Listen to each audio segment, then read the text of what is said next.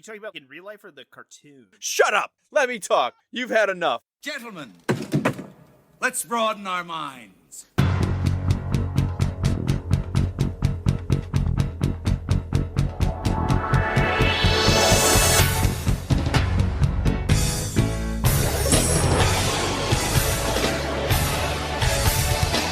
Are they in the proper approach pattern for today?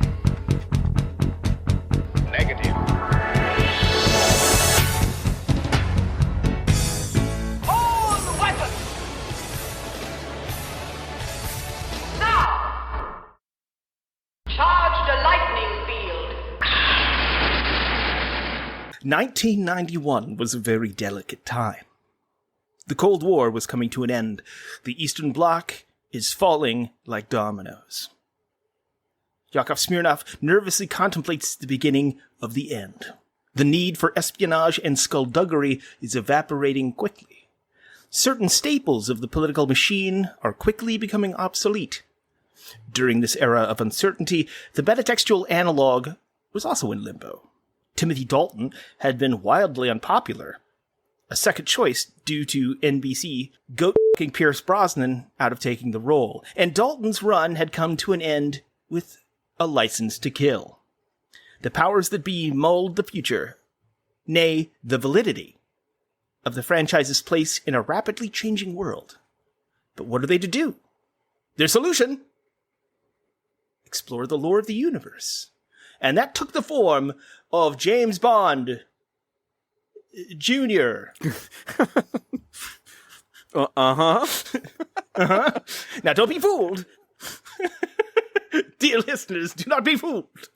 This is not James Bond's son, despite the obvious moniker. This is James Bond's nephew. Yes, in canon, James Bond does have a brother. And no, not Blofeld. Like in Spectre, which is maybe the worst James Bond movie of all time. I mean, it's right up there. It's right up there with Octopussy and Moonraker. It's up there with Moonraker for sure. But not in cool camp funny stuff. It's just terrible. It's really bad. It's a bad movie.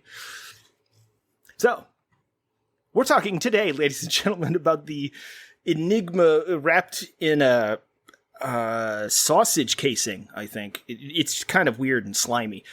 That is James Bond Jr. Take it away, Jake. Hi, this is Jake. Hey, it's Jake. And that's Skip. This is Dispatch Ajax. That's true. Hey, this is a podcast we do. Yeah. You did click on it. I think you guys knew ahead of time. Oh, that was your first mistake. It was like opening the lament configuration, you know? You had no idea what pleasures and horrors await you. Yes, now we are to talk about awful 90s cartoons, and you must endure. That is one of the spheres of hell, I think. One of the Cenobites. I just imagine he's like a wormy kid that's playing like his Sega golf game. What? All right, I'll torture the guy. Jesus. That's the Cenobite I want to meet. True, we'd hang out with that guy. You know, if I get you like a bag of Doritos, can I just go? Yeah? Are we good here, or what? Yeah? Hey, where did you... Okay, that's cool. What's going on?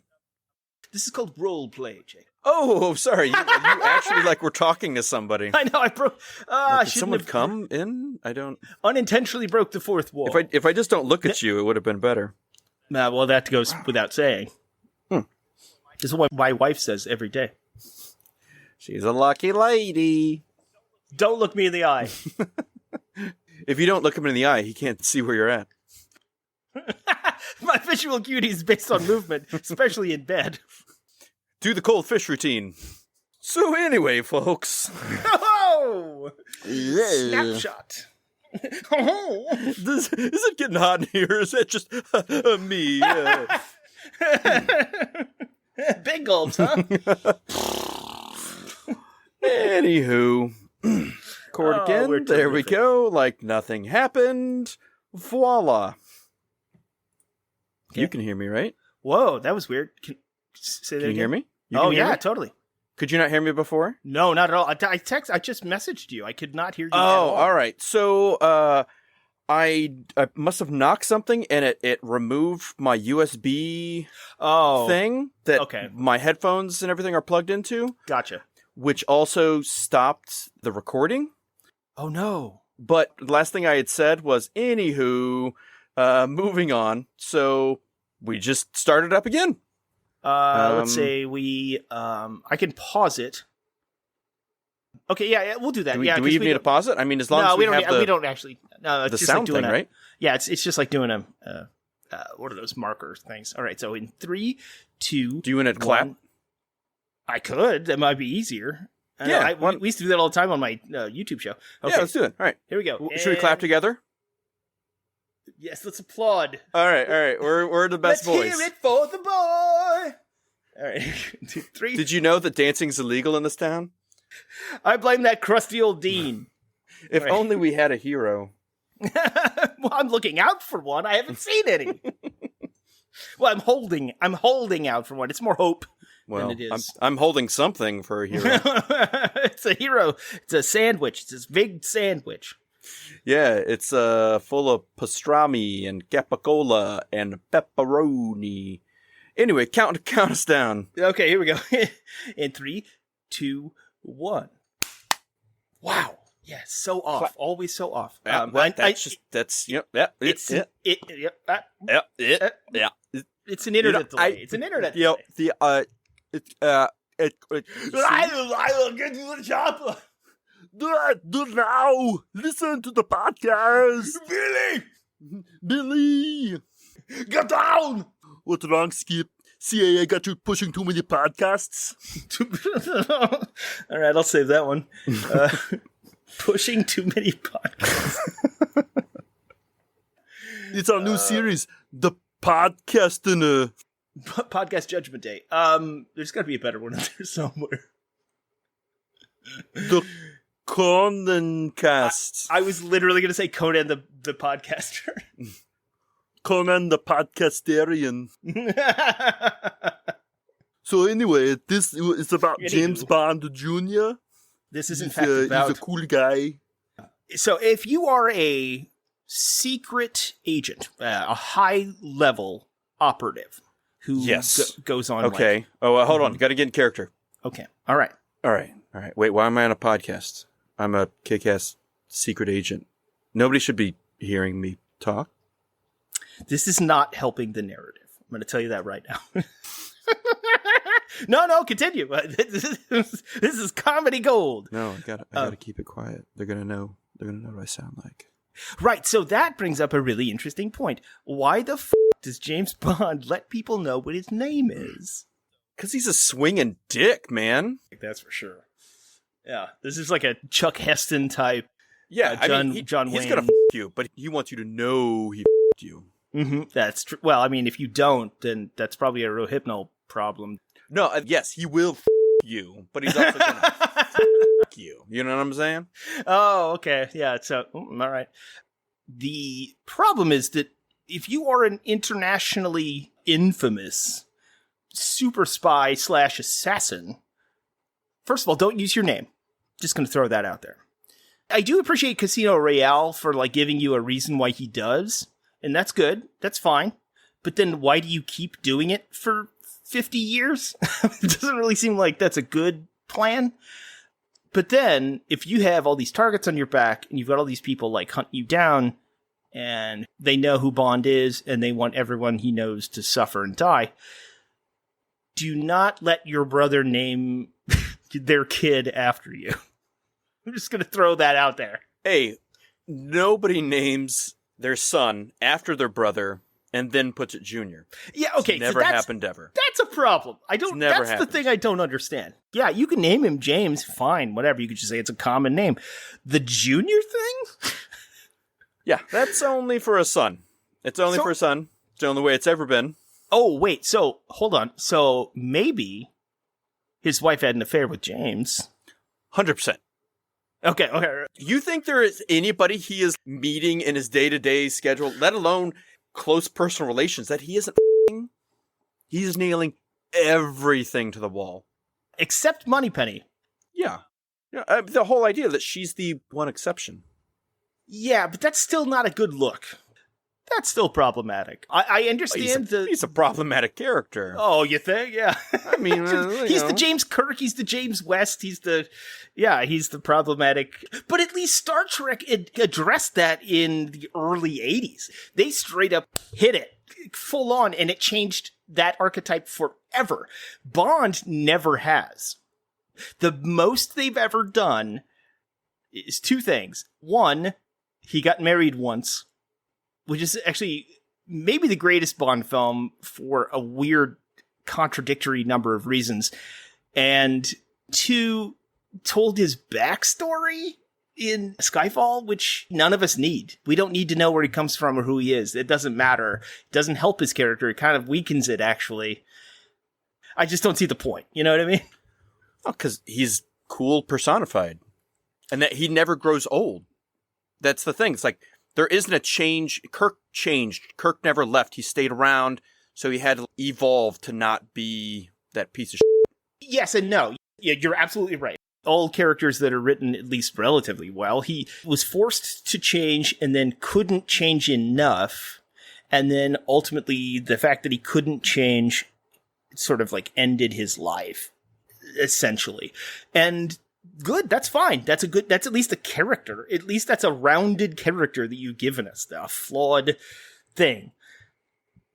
Because like Kirk and Bond are the same thing. I mean, it's the same 50s, 60s archetype of this debonair, womanizing man. And Star Trek actually managed to address that. Bond didn't really. I mean, they kind of do it in a Casino Royale, which is honestly one of the better ones of the franchise. I mean, one might say it's maybe too integral to the character. For one. Yeah. Two, you also have a bunch of different actors playing this character. Similar to you have like Shatner's Kirk change. Yeah. But when it went back to a young Kirk, when it was Pine, he went back to the idea of Kirk. That early idea. Right. But when you never have anyone growing older and you don't stick with anybody, there's never a progression. You know what I mean? Which is also why those Abrams sequels suck, because they try and shove in all the lessons we learned over the decades that Kirk was an archetype into 2 movies, essentially. And it doesn't work in any way, shape, or form, especially since all they do is kind of like, hey, you remember when we did this before? Well, now we're going to reverse it. Didn't see that coming, did you? You know, I'm like, well, f*** you. How about that? F*** you. I saw the last season of The Lost. Go f*** yourself. I don't care. But I have these mystery boxes. I have these mother boxes, you see. And so, yes, I mean, you're absolutely right. That is true. And doubly so for the fact that the Bond archetype is, you know what? This is the most poignant thing ever said. Well, maybe not the most ever, but like one of the most. No, just do it. This is the most poignant thing ever said. You didn't even let me finish. In the Bond franchise. Yeah, I know. Yeah. Not ever said ever. No, I'm just saying don't back away. Let the nuts hang and just throw it out there. I was thinking, let those truck nuts dangle. Truck nuts for life. Like instantly you latched onto the truck nuts. Every time I see like a souped up truck that's too big, has too many guns, too many anti-zombie personnel, you know, or Calvin is pissing on Toyota or something. You know, I'm just waiting. I wait for it to go past me, truck nuts or not. Because if it's truck nuts on there, it goes to the top of the list, baby. Yeah, that is a man I must track down and or slaughter in the night. I think my favorite example of that was one time I passed this. It was very obviously a misprinted decal that they were like, well, they already put it on, so I have to leave it. It was literally Calvin with a Nike logo pissing on another Nike logo. Man, you really don't know what you have here, do you? It's very like Jurassic Park thing. We're like, you don't understand what you're doing here. The gravity of what's happening. You were too busy to think about whether you could do it should you do it? Yeah, exactly. Yeah, it's like, you don't understand. You've broken the fourth wall. You've broken the source wall. I mean, this is a fundamental element of the universe. You don't even know what you have on your hands here. It's kind of like with Robin Williams when he was pitched the Good Will Hunting script, and he said, "You don't know what you have here." That's from one specific interview with Robin Williams. That's a deep cut. Sorry about that. No, you're learning the listeners good. Live, learn, love. That's what I have on my truck nuts. That's a weird... They're big nuts. Is it a dialogue box? Elephant nuts that hang down. They just drag along the ground. And then what? This is like a tattoo on the nuts? Yes. Yeah, it's a scrotal tat. Okay. Scrotat. Which sounds like a villain in a movie we have definitely seen. I shall get you, Scrotat! I am Scrotat! Do my bidding, Ant Lords! Not Scrotat! Scrotat! Ugh! Oh, boss, Scrotat! I'm sorry, Mr. Luthor. I'm sorry, Scrotat! We're stupid. This is why we do this show. Yeah, well, we're pleasing at least two people. We're pleasing somebody. It's the reason for pleasing. What were we talking So about? the genesis of this particular point was that obviously this is James Bond's bastard child. It should be. If it's not, then there's something wrong with the universe. Yeah, they make a point of never showing or speaking about the parents in the show. Mm-hmm. Supposedly, according to the show Bible, which why, again, does need to have a show Bible written for this show? That's beside the point. The parents were supposed to be there. Were supposed to have been kidnapped by the evil organization we will talk about in the near future. That is the main arch villain of the series. Not in this episode, like in weeks from now. In the near future. Yes. In the year 2047, we will talk about this. 2000. But the parents were both given professions. The mother was described as an archaeologist, and the father a linguist. A cunning one at that. Oh, he's that guy. That guy. My bad. Oh, Sorry, guys. no. Sorry, guys. That was in the script, folks. So that's, could not avoid it. We script all of this stuff, which means we're terrible writers. Fact, yes. But I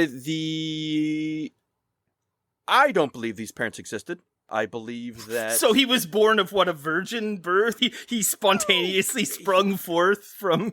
James Bond has slept with thousands of women. One of them gave birth to this child. James Bond found out about it, slapped his name on it, because I'm sure the child's name was like Benedict. And It's then, funny because I was thinking it was like the Lady Jessica was the one that gave birth to Bond. the Bene Jesuit? Yeah, exactly. What was I saying? Oh, yeah. Bond took him. He grew up somewhere, because now he's like, I don't know, he's somewhere between like 14 and 18. Well, he's at a private school. He sends him to a private school. But it's in the British system, so it's like their school systems are a little different than American. So he's at so he could be at a college, but it's not what they call university, which is what we call college. So yeah, which I think probably would be more like 16, would be my guess.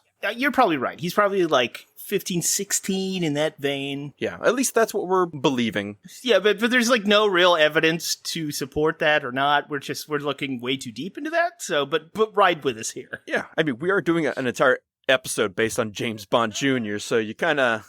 An American production. Yeah. Speaking of which, it was an American production.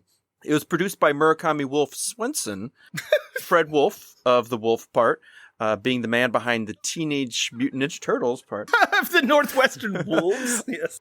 Fred Wolf, who was indeed a wolf, yes. Was Dick Wolf's son, yes. Part of the Wolf clan. No, it's part of the Wolf Pack. Ooh, Wolf Clan, Wolf Pack, they have fights. And then Lone Wolf McQuaid shows up. He drives his goddamn four-wheeler or whatever out of the sand. He cracks open a beer and he goes, "Ladies and gentlemen, my son." Fact, it happened. I saw it. I saw it all. James Bond Jr. debuted on September 30th of 1991 and had a 65 half-hour episode run. That's a lot. That's pretty long. That's not too bad. That's like 60s numbers. You know what I mean? Like because like Star Trek had 80 episodes, but they went for 3 seasons. That kind of thing. So those kind of numbers. It's amazing how they crank out so many of these cartoons. So many episodes. Well, with a lot of that stuff, with like the Funimation stuff, it made sense because they just basically there was like 4 minutes of original content in every episode of Masters of the Universe, and everything else was just B-roll. But with that's different. Like the 90s didn't do that kind of thing. So the fact that they cranked out so many is kind of bizarre. Yeah, especially for a show that nobody knows about or remembers. Nobody But cares there were about. toys and comic books. And There were. The series was mildly successful. It spawned 6-volume novelization of the series by John Peel, writing as John Vincent, because he couldn't put his name on that one. You mean Jan Michael Vincent? Yeah, yes. During every episode of Airwolf, he would write James Bond Jr. books. That's the thing is he wasn't an alcoholic, like everyone said. He actually would just run to his trailer to write down plot ideas for James Bond Jr. Yeah, just tell him I'm drinking. Okay, so Bond is against scum, and Why are your eyes so red and blurry? Well, I'm a drunk. I just wrote a sad episode about James Bond Jr. He had a turtle, and it didn't survive. The whole world was on his back. His secret memoirs for James Bond Jr. Sometimes you look in the turtle's you. This is how I can express who I am. It makes more sense now. It makes more sense than any of the other things we were talking about. That turtle does show up in the 12-issue comic book series that was published by Marvel Comics in 1992. And the 2 video games made by about James Bond Jr. for Nintendo and the Super NES. Yeah, they were. I was a Sega kid, so that's why I didn't know those games existed. I had both of those systems, but neither of those games. Something. I am actually. Well, I mean, like metaphysically, yes. I'm the shiniest turtle. Well, I was gonna say you were something. You exist. That's fine. I get that, but yeah. Guess that's true as well. Are you upset about the idea that you exist, like existentially? Yes, actually. No, I don't think we need to get into that deep of that's a bucket of syrup. Yeah, that's a horse of a different feather. The show was fully sanctioned by Dan Jacques and United Artists, who owned the rights to the Bond property. Funny note, sanction is one of the only words in the English language that is also its antithesis. So when you sanction something, you approve of it, or you sanction something because you disapprove of it. The strange thing about one of the many strange things about James Bond Jr. Is that the basic idea of the series actually derived from a novel from 1967 called 003.5, The Adventures of James Bond Jr. Junior! It was a licensed spin-off of the James Bond series of novels.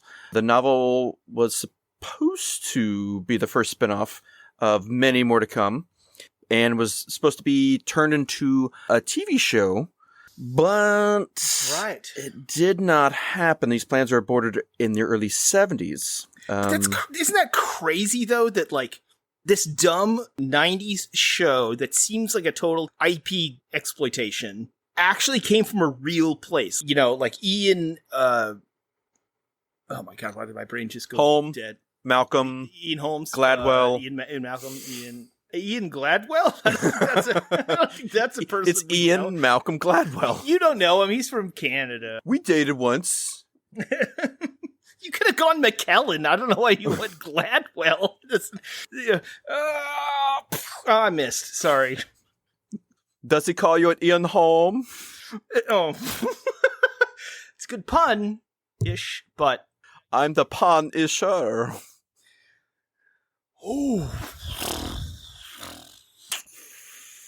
Yeah. I'm going to have to kill myself now. Did you sanction that particular joke?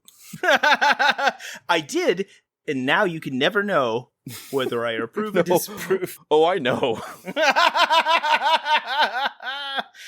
Oh, man. So, Ian, what's his f***ing name? Are you actually asking me? Yes, I can't remember. I told you I couldn't remember. Ian, No, I like this. Keep it going. Can you get it? Ian McDermott. Ian. You got it. You did it. No, I didn't. No, you didn't. No, I didn't do it. All right. Do you want me to save you? Yes. All right. So you're going to hock a loogie, right? You're going to Why work would up I do some. that? You're going to get some. You got some in the back of your throat. Some of this. Ian Fleming. There you go. God damn it. If I didn't know you so well, I'd be so confused by that. It's Ian Fleming. By the way, who wrote Chitty Chitty Bang Bang? Did not know that. It's bizarre that he wrote that book. You know, that's actually, it's a subtext for the Cold War. Well, doesn't that all make sense now, then? Yes, especially since I just made that up. Bond couldn't exist outside the Cold War, which is the thing we're getting to. No, Warm Wars he doesn't do well in.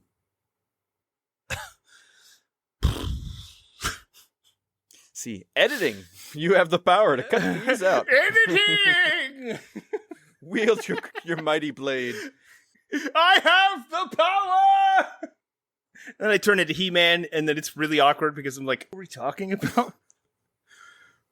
Oh, this computer wasn't so small before I was majorly jacked. He-Man smash! Is He-Man the Hulk? Is it Hulkman?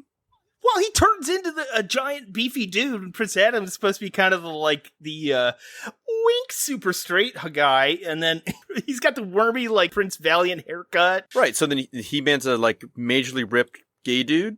Is that what you're saying? Was this a debate? No, Is I'm this just saying, something but, people like, have debated? You did, like, this is He-Man voice, and Yeah. but I don't know why the jack dude becomes less intelligent. Did you not go to high school? I tried not to. Well, it was Pleasant Hill, so. I had moved on past Pleasant Hill. I was at the summit, my friends. That's right, because you moved the same time I moved. Yes, we just ships passing in the night. That's exactly right, yes. Strangers of the night, exchanging clothing. It's a Fletch reference. We're strangers on a train. Training. And then we're going to throw Mama from it. You know, I haven't seen that in so long. I had explained that that was a Strangers on a Train riff. Well, I mean, how would you know? I mean, technically, I saw Throw Mama from the Train before I saw Strangers on a Train. So did I. But the thing is, I had to explain both of them. Well, at that point, just like, just leave it. She kept saying the night was Okay. sultry. It's sultry. But I mean, it's not like that's taught in schools or anything, you know? I mean, it is in Belgium. Their system's different. You know, Douglas Adams has a whole thing about how most offensive, most disgusting, distasteful slur in the entire universe is the word Belgium. And only Earth would actually name a country it. We're discussing species. Poirot and Jean-Claude. Maybe they're the worst. I don't know. Anyway, continue. Or the best. Dun, dun, dun. Around! Anywho. They're the best of the best. Two. The better one. It's honestly better than It the is first not one. better than the first one. That's What? blasphemy. Come on. Blasphemy. No, I'm not. This isn't one of those, like, well, I like Poltergeist 2. No, Best of Best is a better film than Best of the Best 2. Sure, but like, That's just what whatever. you said. That's fine. Which do you enjoy more? Best of the Best. Ironically. I'm a legitimate Best of the Best fan, so perhaps you're making this against the wrong person, because I'm going to go to bat for the first one. I'm not saying the first one's bad. It's awesome. But Eric Roberts, come on. If I could come on Eric Roberts, you think I wouldn't have by now? Wow, we need to go into Therapy? Yes, this is the closest I get. this right here. Yeah, you're not doing a very good job, my friend. You know what? Actually, you're not wrong. I work my problems out through the microphone. Making dumb jokes. about Eric Roberts. Yes, that involve Eric Roberts or Jurassic Park or Transformers. It's usually Flash Gordon Kroll, or... Predator. You don't talk about Kroll that much. It just popped in there. What just popped in? The glaive. Kroll. Kroll. Which is the throwing star version of the Phantasm Ball. It is. Kroll isn't that good of a film, but the glaive as an idea, super tight. One of the things that bothers me the most about it is the fact that they used lightsabers and then also actual bladed weapons. Pick a horse, man. It's like, if you have guns, don't use spears or whatever, you know? Like, the bad guys, they have laser weapons. Right? Well, then why don't you use laser weapons? Because they don't have laser weapons. They're not the bad guys. They're not from a different dimension. Their lasers are red. Our lasers are blue. Okay? Wait, is it now? Oh, you mean now you and me? Yeah. You and I, our lasers are blue. I know what you're thinking. Why didn't I take the red laser pill? It's poisoned so much. But let's black pill the audience and tell them about James Bond Jr. Let's just blow the whole thing. We're going to get to the end of this episode. We're like, it. Suicide. All of you. It's a murder, death, suicide podcast. Never mind. Don't worry about it. Yes, you need a 187, I think. Was that Samuel L. Jackson? Yes. We definitely have a murder, death, kill going on right now. I want a 187 tattoo with Samuel L. Jackson's face. Oh, his mouth opening up could be your belly button, and and above his head it says 187. I like this. If it was an actual comic book word bubble, but it was still written in like Old English font. You know, the only thing stopping you is you. Well, these motherfucking snakes. Sometimes they're black. They make you moan. James Bond Jr. Yes, James Bond Jr., he goes to the Warfield Academy. The Marsha Warfield Academy from Night Court, yes. Also in the show Nurses. You know what? That's a shared universe, too. There was a show called Nurses, which was a spin-off of Empty Nest, which was a spin-off of Golden Girls. And Marsha Warfield was the head nurse on Nurses before she got her talk show, the Marsha Warfield Show. Did any of you in the audience know about any of this? I certainly didn't. Shining a light. I did. This is why we have a show, because we know stupid like this that nobody wants to know. That's a fact. We're spreading the disease to all of you. We're spreading the good word of garbage geek culture. Hi, child. I want to tell you about James Bond Jr. Oh, we finally come back around to Poltergeist 2. Thank you. I appreciate that. His holy temple. Hurry, child. Hurry, child. There's no time. That Indian man can't save you. Halloween is coming up. We got some splaining to do. So James, Bond's bastard son.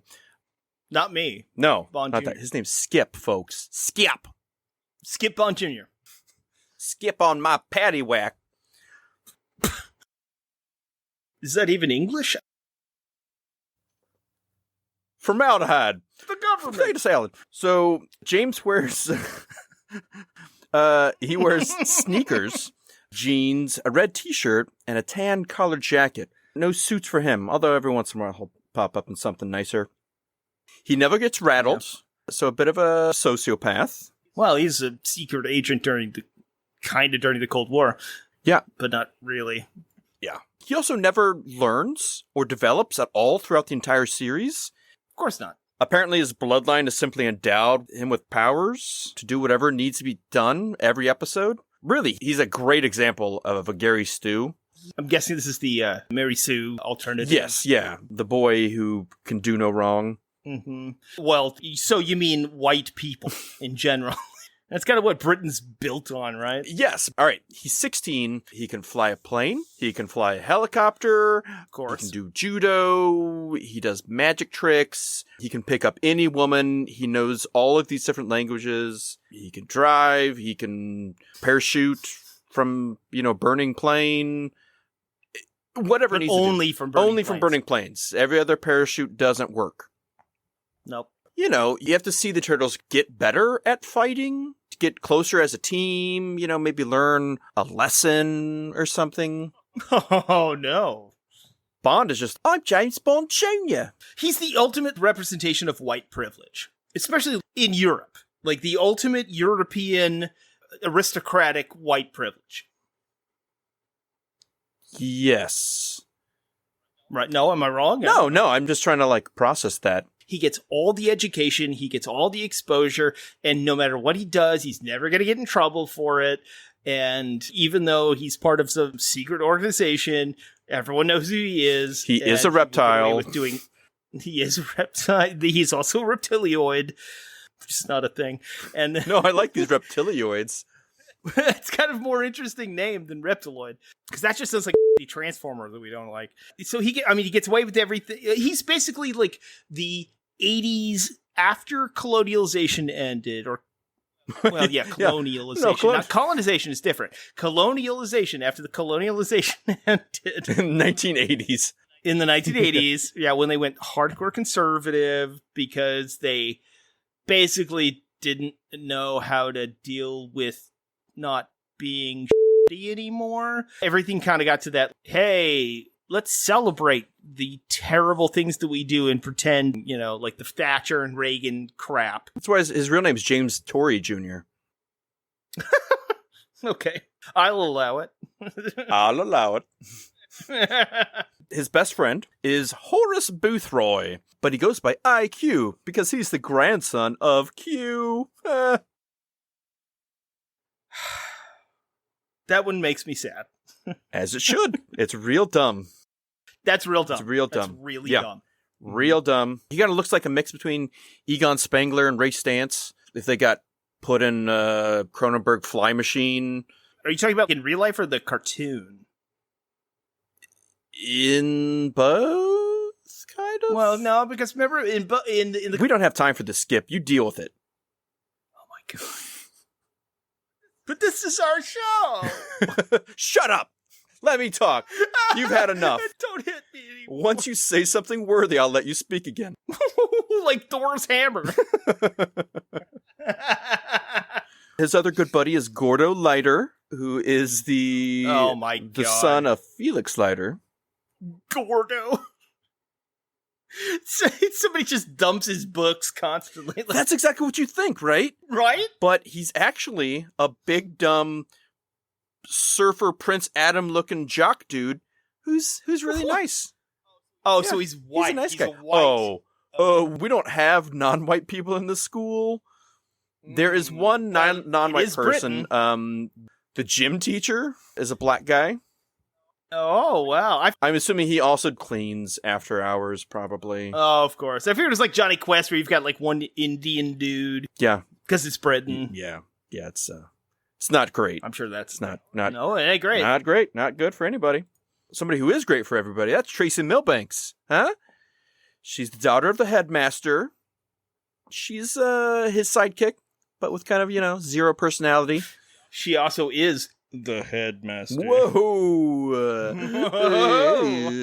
We don't really know how heady it gets because they kind of have a will they won't they the whole series. But someone who definitely wants to get down on her knees is Phoebe Farragut. Jim Kirk's first assignment as captain. That's a deep she's cut Star Trek reference. she's a proud ship.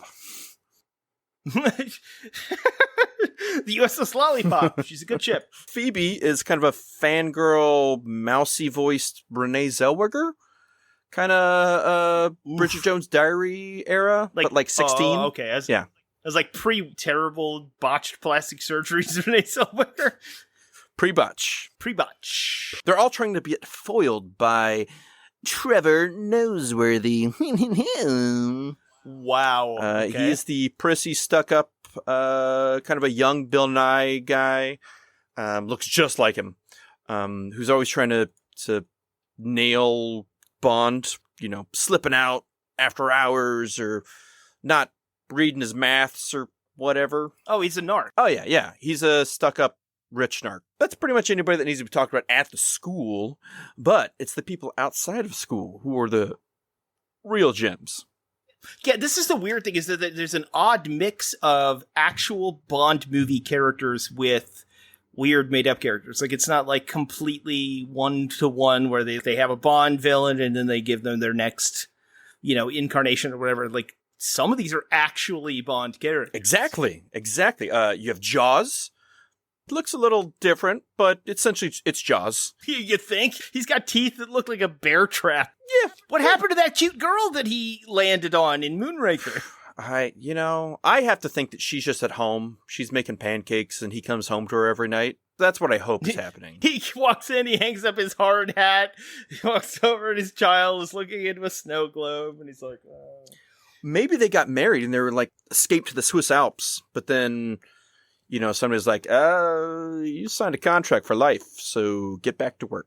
Look, the man fell from a space station in orbit to the ground and lived. And then met a girl and walked off.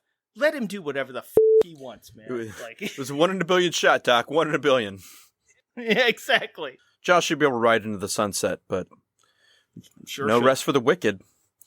Similar to Knick Knack shows up in this. He keeps saying the plane, and everybody's like, what the fuck are you talking about? It would be nice. It would be nice if he had some type of character or it's maybe terrible. ethnicity, that was representative. But no, he's just a small little demon thing. Yeah, it's basically just like, hey, let's make fun of the fact that this guy's small. It's terrible. And the worst part is that, I don't know so Christopher Lee, in The Man from the Golden Gun, is Knick Knack's boss, and Christopher Lee is famous for doing Dr. Fu Manchu. And also Charlie Chan, I think, a couple of times. He was really old. It was a different time. He was old the entire time that he lived. He was like 60 years old from like 1930 to, 2009 or whatever when he died. Yeah, he has Brimley disease. Yeah. Yes, he does. He does. Well, and also the diabetes. Hey, one goes hand in hand with the other.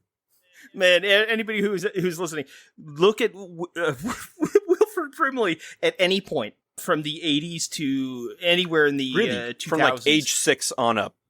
That's the first time he had a beard. And then, he is a 60-year-old man the entire time he's alive. It's pretty amazing, really. He's like he's a static Benjamin Button. He's just like, in The Thing, he's like 38 years old. It's amazing. It really is. He is younger than you and I are right now in The Thing, and he looks like our grandfather.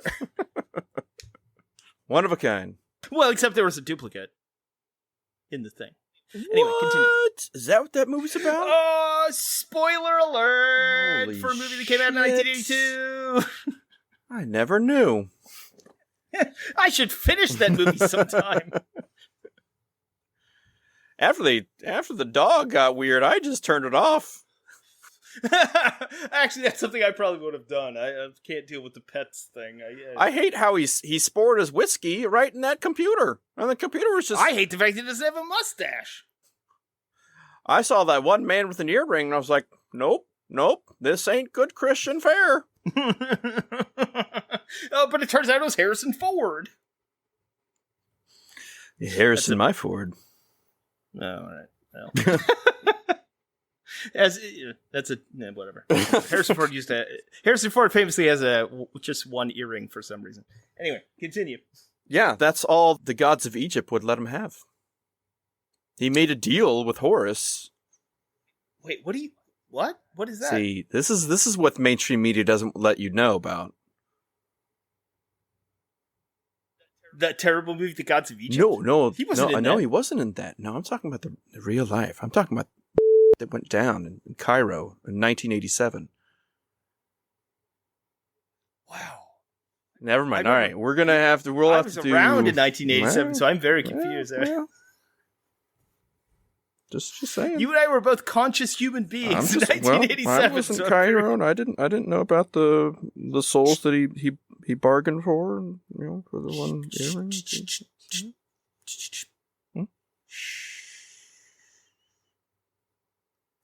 So James Bond Jr. Sun's getting mighty low there, Jake. All right. Enough with my crazy conspiracy theories about how it's Harrison good. Ford wagered souls to live forever.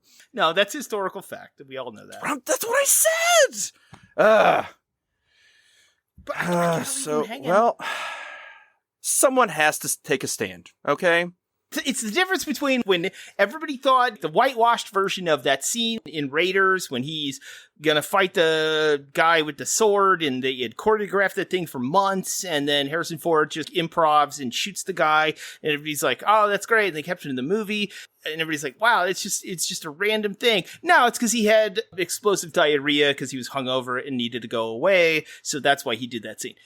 That's the difference. No, not following. Okay, let's do James Bond. Jr. Oh, okay. Did we talk about Oddjob and how he is obsessed with late '80s rap music? Oh my God, is that a thing in That's the show? a thing in the show. Yes, he wears like Run DMC-esque attire. You were right. He has a gold chain Yes. and like a tracksuit, doesn't Yeah. he? Oh my God, I forgot Yeah. about that. And anyone, so people, that actor is awesome. So anybody look him up. He was also in Pee-wee's Big Adventure. Look that dude up. Look him up. He's really great. Tanaka, right? The boss Tanaka? Isn't that it? Isn't that? Am I thinking of somebody different? You were The thinking of original Oddjob? Harold Sakata. Oh, maybe I'm thinking of somebody else. Sorry. I mean, that's who played Oddjob. I know. I mean, I might have been thinking. Yeah, you're thinking of a different guy. Yeah, very similar build and look. But you know who I'm talking about. Yes, yes, he was in a bunch of stuff. Super cool dude. Awesome. Right? Yeah, like awesome. Yeah, dude. awesome Yeah. dude. Anyway. Awesome. Bought me some fries We once. hang out. We hang out all the time. Yeah. Gave me a cupcake with my name on it. Married my sister. Yeah. That whole Yeah. thing. It didn't work out, but that's not his fault. She's a handful. No. And he has tiny hands. It's the one thing God didn't bless him with. These hands. We also need to talk With the rock about bite. Dr. Julius No, who for some reason they turned him into, speaking of Christopher Lee again, a Fu Manchu green-skinned alien-esque guy, kind of like the Mandarin from Iron Man comics. Yes. Did we look up why they used green for horrible Asian? Are you talking? stereotypes? Are you 'Cause I talking feel like in that's the podcast that we recorded but didn't record? obviously, Jake? We did, but we were gonna touch on it at a later time. So. I know. I don't know if you'd followed up or. Whatever. Oh I don't know. no, I didn't follow up at all. No, we didn't do I work did. on this show. What are you talking about? I had to watch some of these episodes. That's work enough. You're not wrong. I'm just an asshole. That's right. This is what happens when you James Bond the ass. Wow, that's a topic we should revisit later, like a whole thing we should talk about later. One thing we won't be talking about is Auric Goldfinger and his daughter, Goldiefinger. Goldiefinger. Exact same Goldiefinger. problem with James Bond Jr. and James Bond. Goldiefinger. That's not even his fucking name. None of these names are real. Because Why would his daughter be named Goldiefinger? I he didn't remember loves his his name.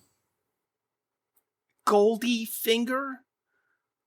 She went on to marry Kurt Russell, and then she was on Laugh-In, which was pretty cool, but They do not work for the main villainous organization of the show, which is Scum. Saboteurs and criminals united in mayhem. And they have... like just wear it all on your sleeve, bro. Like, just you're not even trying at this point. At least they're having a good time with it, you know? Yeah, it's true. You have quite the cast there. You have Dr. Derange, Baron von Skaren, Walker D. Plank, Pharaoh Firo.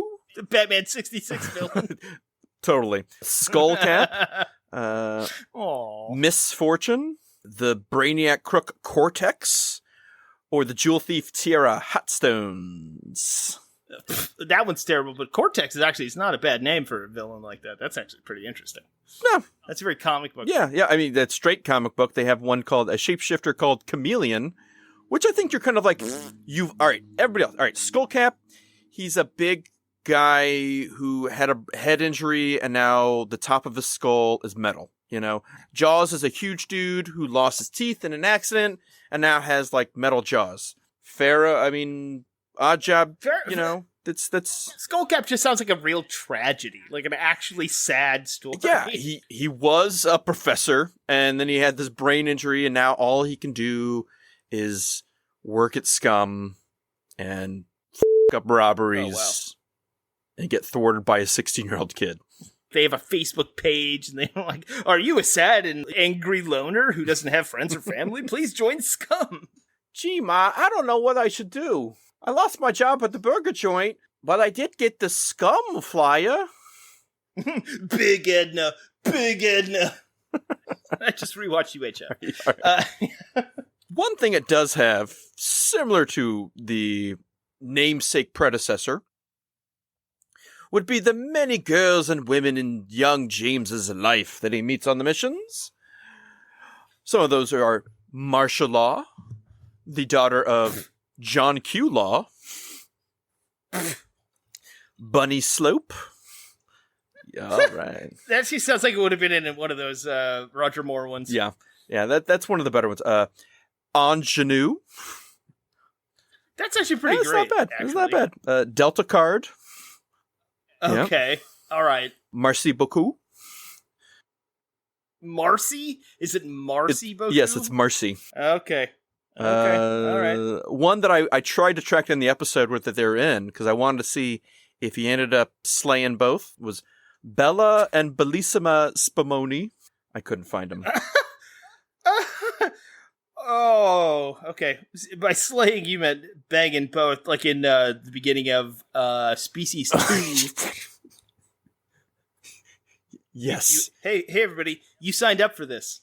You signed up for Deep Cuts. This is why you're here. So don't act like we're the crazy ones. Yeah. If you don't want to be here, you can either put on your ruby slippers and go back home, or you can watch James Bond Jr. flirt with ruby slippers. Another woman he encounters. Oh, man.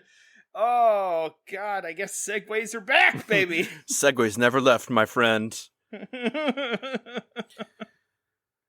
Yeah, really the show is animated-wise, it's very much shitty Inspector Gadget looking. The animation's pretty clunky. It's bad. It kind of looks like he kind of, you know, the Ghostbusters cartoon. Are you going to say Captain Planet? It does look a lot like Captain Planet. Well, I mean, like he specifically has got a mullet. He's got like a long-haired mullet, which is basically the same that Captain Planet has, except he looks human. His mullet isn't. I mean, it's more like a thinking about a mullet. It's still pretty long in the front too. But it's still party in the back. Let's be honest. It's party in the front and back, just not on the sides. It's like a Swayze cut. Yeah, he's rocking the sways. He does. He is kind of rocking. You know, a young sways. You know, not a fully developed sways. You know, like a. It's not like a quite. Dancing Yeah. Yeah. Maybe in between Dirty Dancing and like Ghost sways. You know. Oh yeah. Okay. All right. That's a big swath of time for the sways. By the way, I was going to say Roadhouse, but yeah, I mean that's same thing. Yeah. If only the show was Roadhouse, it's not nearly that good. You know they're remaking that movie, right? They've been trying to remake that movie forever. I mean, it was supposed to be Ronda Rousey like 10 years ago. Well, it's not. Somebody else is doing it now. Oh, okay. We'll see how that works out. I don't remember. There is a sequel, though. Jake Gyllenhaal? There is actually a sequel. I think maybe it's... Oh, what? That doesn't make any goddamn sense. I don't remember. We don't have time to look it up. Because we got to talk about this James Bond Jr.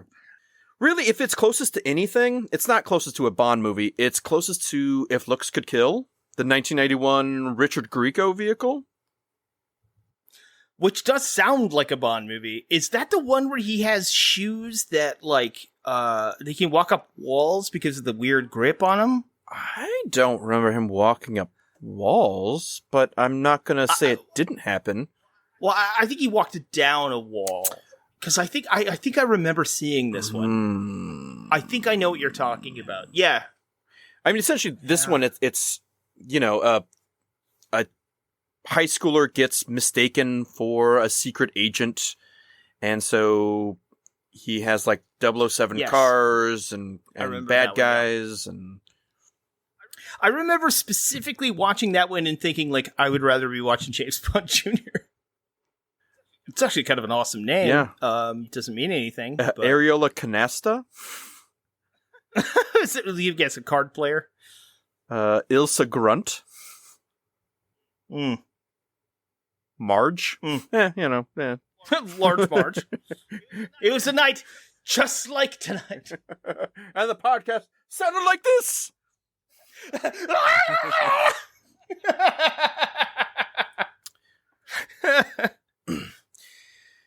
Yeah, but Bond wasn't...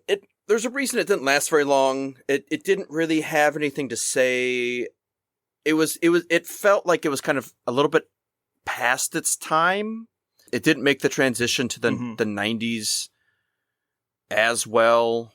That's the whole problem with Bond in general, right? I mean, the entire thing was, like, in the Man from U.N.C.L.E. era, which is technically in the Bond universe, the Cold War espionage thing, and then when the Berlin Wall fell and the Soviet Union dissolved, it was like, well, why are you here? And so, like, one of the only good, poignant things they do in Bond movies is in GoldenEye? No, not GoldenEye. Yeah, was it GoldenEye? Where, it was Golden Guy. The Man with the Golden Guy. Yeah. That has to be a porn one. Yeah.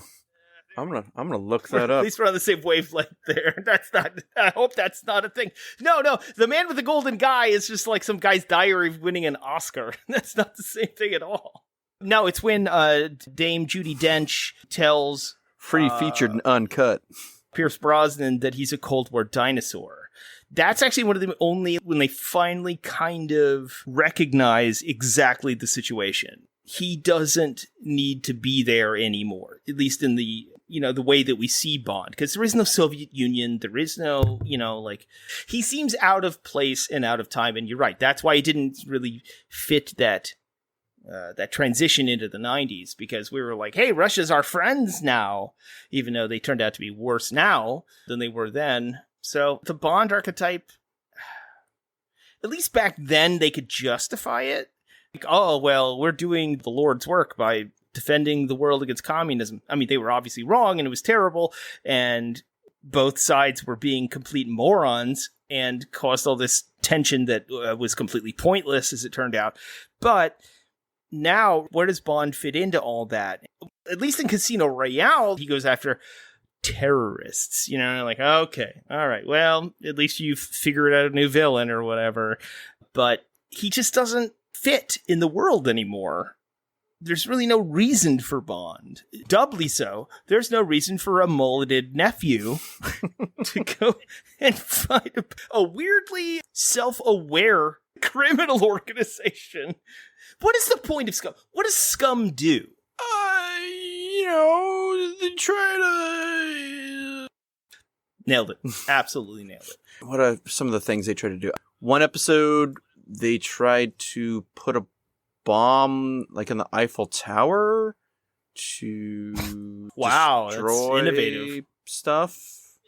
Destroy the Eiffel Tower. Yeah. Mm-hmm.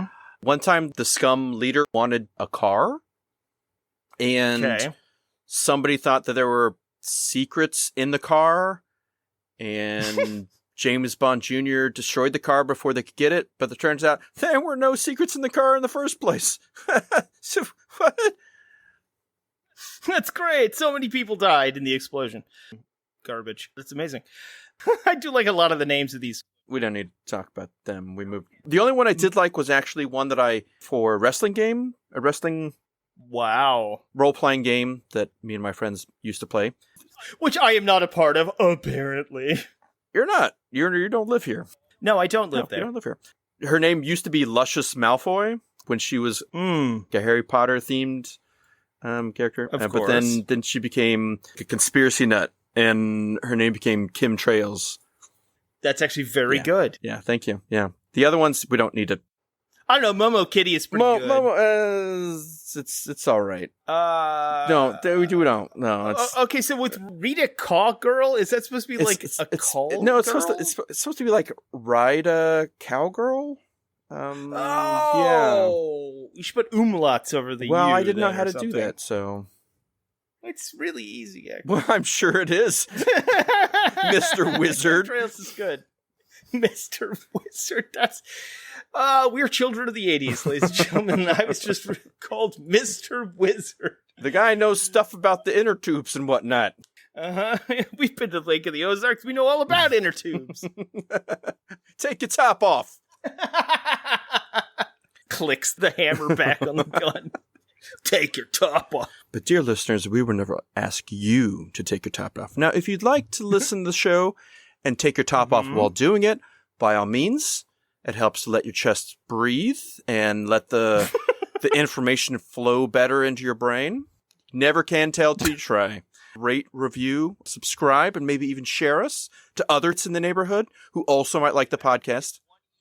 Yes, give us a 5-nipple review. That would be awesome. It's a titular problem, really. Wow. Well, it wouldn't be. Puns, my friend. Puns. That's not a pun either. Isn't it ironic? The Punisher strikes again. Wow. Oh, man, I hope that's your screen name somewhere. Oh, yeah. Skip, take us out. All right. Well, ladies and gentlemen, thank you for tuning in. Like Jake said, please follow us, subscribe to whatever you can. We just want to be seen and heard, like most people. We just want to be seen, but mostly heard. And don't forget to support your local comic shops and retailers. And from Dispatch Ajax, that's us, we'd like to say Godspeed, fair wizards. Hooty-hoo! Oh no, Master P is struck again!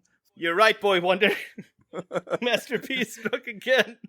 Instead of boom or pap, it's skeet, skeet. From the window to the wall, Batman. Anyway, thanks. All right, bye. Please, go away.